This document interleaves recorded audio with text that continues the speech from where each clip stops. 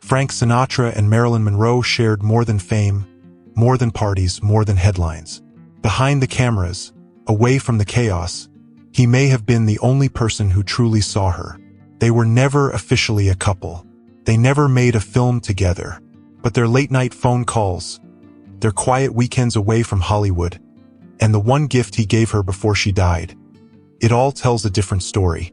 For decades, Frank kept that story to himself. And when he finally opened up, it wasn't about romance. It was about regret. Marilyn Monroe was surrounded by people. Photographers, producers, fans, lovers, but rarely truly seen. And Frank Sinatra, for all his swagger and fame, knew exactly what that felt like. Their paths crossed often in the 1950s. They were both icons, larger than life, endlessly pursued, endlessly scrutinized. But their connection didn't begin on a red carpet. It didn't start with a movie or a performance. It started quietly, over dinners, late-night phone calls, shared exhaustion from being everything to everyone, and never enough for themselves. It wasn't a whirlwind romance. It wasn't lust. It was something far more dangerous in Hollywood, a genuine friendship. Both had endured childhood trauma. Marilyn abandoned by her mother, Frank growing up poor in Hoboken with a fierce ambition to escape. They both knew what it was to be underestimated, used, and lonely, even in a crowded room. And they found, in each other, someone who didn't need anything from them, someone who understood. Marilyn called him Francis. Few people did. He called her Kid. Their inner circle whispered about them constantly. Were they sleeping together? Were they in love? But those closest to them say it was far more complicated and far more real. Frank once invited Marilyn to stay at his Palm Springs estate. Not for scandal, but for peace. She was unraveling after her divorce from Arthur Miller. She needed quiet. Frank gave her a place to hide, a place where she didn't have to be Marilyn. While the tabloids ran wild, what really happened inside those walls was simple. She rested. She cried. He cooked. He played records. They talked about things no one else asked them, things like regret, aging, fear. They weren't the same age, but they were in the same storm. Two people caught in the machinery of fame, both breaking in different ways. Frank wasn't perfect. Far from it. He had a temper, a reputation, and his own demons. But with Marilyn, something softened. He wasn't chairman of the board.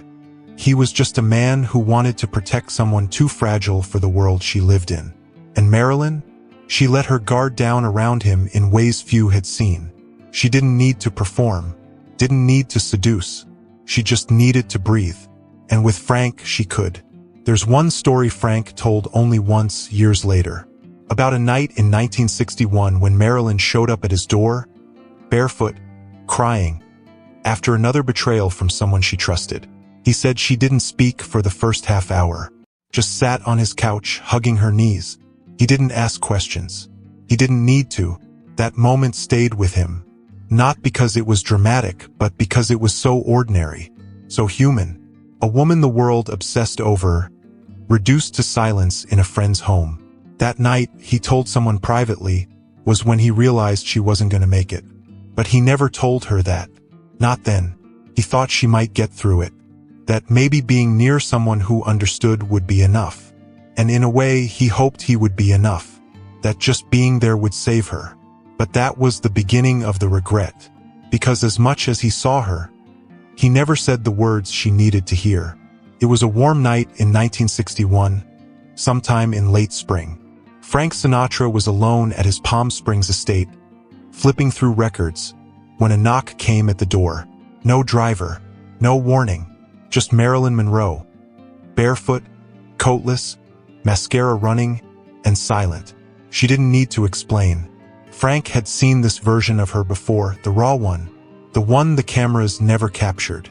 She collapsed onto his couch without a word, hugged her knees, stared into space. He poured her a drink, but she didn't touch it. He didn't press.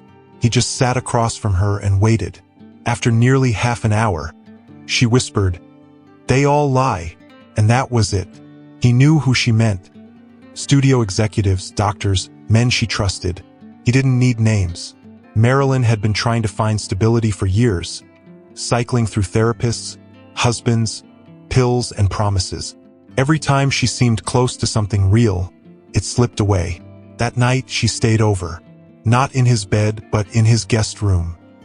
He brought her tea, left the hallway light on like she asked, and told her she was safe. And as she fell asleep, Frank made her a promise. "You've got people, kid. You've got me." It was the kind of thing friends say when someone's hurting, easy words spoken gently. But for Marilyn, it meant the world. Because in that moment, she believed him. And Frank meant it. He did. But promises made in quiet moments are hard to keep once the world rushes back in. Over the following months, Frank got busy. He went back on tour. She went back to LA.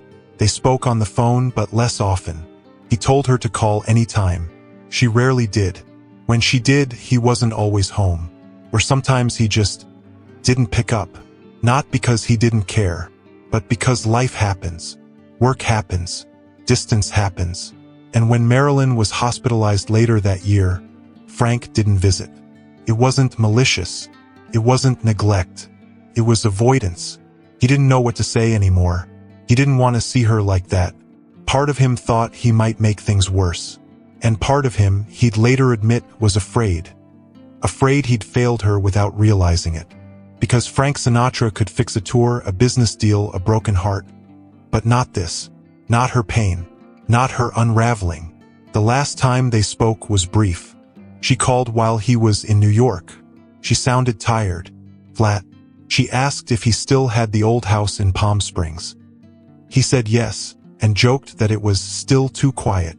She laughed once, said, "That's what I liked about it." And then she hung up. Frank would never hear her voice again. When Marilyn died in August 1962, the news hit like a shockwave. But for Frank, it wasn't just grief. It was a crushing sense of failure. He hadn't been there. He hadn't followed up. He hadn't kept his promise. And though he never admitted it publicly, close friends said he repeated the same words for years. "I told her she had me, and then I disappeared." It wasn't true, not entirely. He had tried. He had cared. But in Marilyn's world, love that wasn't consistent felt like abandonment. And Frank knew that. He knew the way she measured loyalty. And by her measure, he hadn't made it. That was the moment Frank stopped telling people he almost saved her. Because deep down, he knew the truth. He didn't. When Marilyn Monroe died in August of 1962, Frank Sinatra didn't release a statement. He didn't attend her funeral. He didn't sit for interviews or offer memories like so many others did. Instead, he went silent. And for a man known for his voice, on stage, on screen, and in every room he entered, that silence said everything. Privately, he was devastated. Friends close to Frank said he was rattled. Not just by the tragedy, but by how close it had hit, by how little warning there had been, and by the brutal reality that he had known it was coming. Not the exact moment, not the how, but the trajectory, the spiral, the loneliness. He'd seen it all unfolding, and stepped back anyway. But the public didn't see that. In the days that followed Marilyn's death, the media swirled with speculation. Suicide, overdose, the Kennedys, conspiracies. Opportunists came forward with salacious stories, half-truths, and manufactured friendships. And through it all, Frank said nothing. People wondered why. Some thought he was protecting secrets. Others assumed he was avoiding controversy. But those closest to him knew the real reason: guilt and heartbreak.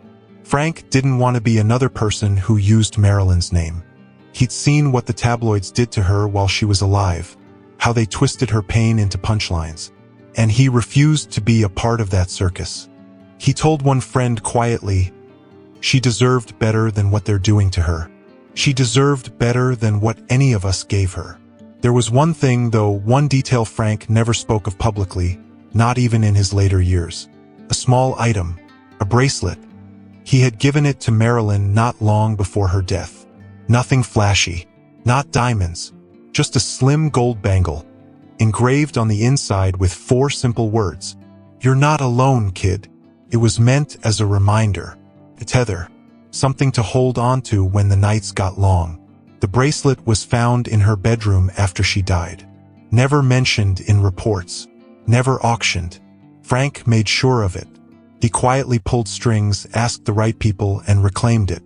Not to keep for himself, but to keep it out of sight. Away from spectacle. Away from anyone who would see it as a story instead of a symbol. For decades, he kept that bracelet in a velvet-lined box in a private drawer at his Palm Springs home. He never wore it, never spoke of it, but he never threw it away, because for Frank, that bracelet wasn't a gift. It was a failure. It was the proof that he'd tried, and that trying wasn't enough. Years later, when a biographer asked him if he ever thought Marilyn truly knew how much he cared, Frank reportedly just stared off and said nothing. Then he changed the subject. But one night, in the early 80s, during a quiet dinner with an old friend, he finally spoke a sentence that captured what he'd held in for 2 decades. She called me when no one else picked up, and I still let her slip through my fingers. It wasn't a confession. It wasn't a plea for forgiveness. It was a wound that never closed, and it explained everything about why Frank stayed silent. Because no words, no tribute, no public gesture could rewrite what he failed to say when it mattered. What hurt him most wasn't that she died. It was that he never got the chance to tell her what she meant to him before it was too late. From the outside, Frank Sinatra and Marilyn Monroe looked like the perfect tabloid fantasy. He was the ultimate crooner, polished, powerful, magnetic. She was the bombshell, vulnerable, seductive, radiant. They moved in the same Hollywood circles, attended the same parties, posed for the same photographers. It was only natural that the public would assume they were romantically involved. And maybe they were. But if you asked Frank, he would never give a straight answer.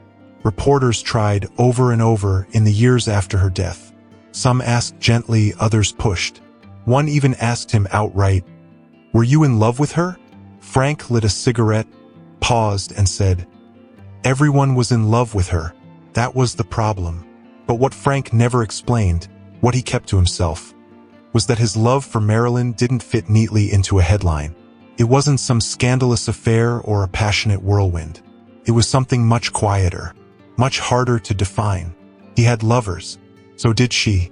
Their paths intertwined at complicated times in both their lives. But the intimacy between them wasn't just physical. It was emotional. It was about being seen. Frank once told a confidant that Marilyn reminded him of Ava Gardner, the way she could light up a room and then retreat into herself without warning. But with Marilyn, there was more fragility. She wasn't playing hard to get. She genuinely didn't believe she deserved to be held onto. And Frank understood that more than most. That's why the rumors never bothered him. People speculated they were engaged, that they had a secret affair, that he had planned to marry her. None of it was true, or at least not completely.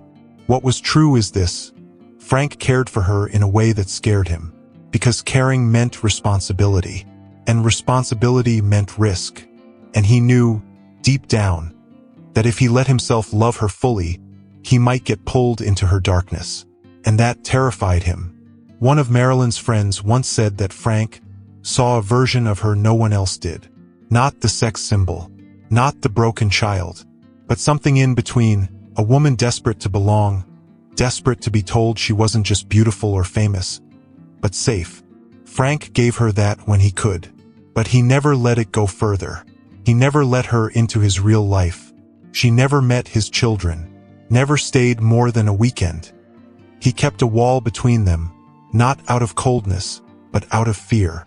And that, perhaps, is the truth he carried that no one else ever fully understood. He could have loved her. He chose not to. And then she was gone. He didn't get to change his mind. He didn't get the redemption arc. He didn't get to rescue the damsel in distress. Because this wasn't a movie. It was real life. And in real life, timing doesn't wait. Opportunities don't knock twice. And sometimes, not saying something is the same as losing everything. That's what made the rumors so painful for Frank. Not because they were wrong, but because they were too close to right. They forced him to remember what could have been, what he almost said, what he never had the courage to do. When people said, "You were in love with her, weren't you?" he would shrug, or deflect, or smile and say, "She was something, wasn't she?" But when no one was around, when the house was quiet, when the night got too long, he'd open that drawer, look at the bracelet, and wonder what would have happened if he had just said the truth out loud. When Marilyn Monroe died in August of 1962, the public tributes came fast. Directors praised her beauty. Co-stars remembered her laughter. Studio executives made polished statements, many of them the same men who had abandoned her in her final days. But Frank Sinatra? He said nothing. There was no funeral appearance, no interview, no speech, not even a song. For years, fans and reporters wondered why. Some assumed he was avoiding scandal. Others claimed he was too heartbroken. But those close to him always knew it wasn't absence. It was avoidance. Frank Sinatra believed he had failed her, and honoring her publicly felt, at least to him, like a lie. Because while others could speak of Marilyn as an icon, Frank remembered the barefoot woman on his couch, the woman who cried without words, the woman who called once and never again, and the woman he left to pick herself back up, alone. He had given her his word. "You've got me." And when she needed him most, he wasn't there. Years later, during a private dinner in the early 70s, someone asked him what song reminded him of Marilyn. He didn't answer at first. Then softly he said, "There was one I wanted to record for her. Never did." He never said the name, never sang it. But close friends believed he meant, "Someone to watch over me." The lyrics? "There's a somebody I'm longing to see, someone to watch over me." But Frank never released that version, never performed it in her honor. Maybe because it would have hurt too much. Maybe because he felt he no longer had the right. What he did do, though, was carry her with him quietly, in memories, in regret, and in the way he spoke of other women afterward with a little more softness, a little more care. In 1985, when asked by a biographer whether he had any regrets, Frank replied, "I've got a few, but there's one I don't talk about." He didn't have to. Everyone knew. It was her. The last time Frank ever acknowledged Marilyn publicly was at a private benefit dinner in the late 1990s. He was frail, his voice thinner. Someone toasted to the legends we've lost. And when her name was mentioned, Frank, who had been staring into his drink, just nodded once and whispered, "She was the realest one." It was the closest he ever came to a eulogy. There was no song, no show, no speech, just a man, many years later, still grieving the silence between them. And the words he never said. He never told her she was enough. He never told her he understood. He never told her he forgave her for being messy, for being fragile, for needing more than he could give. And most of all, he never told her he forgave himself. Because the thing that haunted Frank Sinatra wasn't that Marilyn died young. It was that she died believing she had no one left. He could live with the headlines. He could live with the rumors. But living with that stayed with him forever. Frank Sinatra never wrote a love letter to Marilyn Monroe. He never serenaded her on stage. Never posed for magazine covers with her. And yet, when she died, it was his silence that said the most. Because sometimes the deepest connections don't leave photographs. They leave regret. Frank wasn't the only one who loved her, but he may have been the only one who truly saw her. Past the diamonds, the wigs, the breathy voice, and into the girl who was still searching for safety in a world that never gave it to her. He could have told her she mattered. He could have told her she wasn't alone. He could have said the one thing she was always hoping someone would say, "You're enough." But he didn't. And that silence, the things he never said, became the quiet burden he carried for the rest of his life. Because while the world lost a legend, Frank lost someone he might have saved. And in the end, that's what still hurts the most. For more emotional stories, check out this video.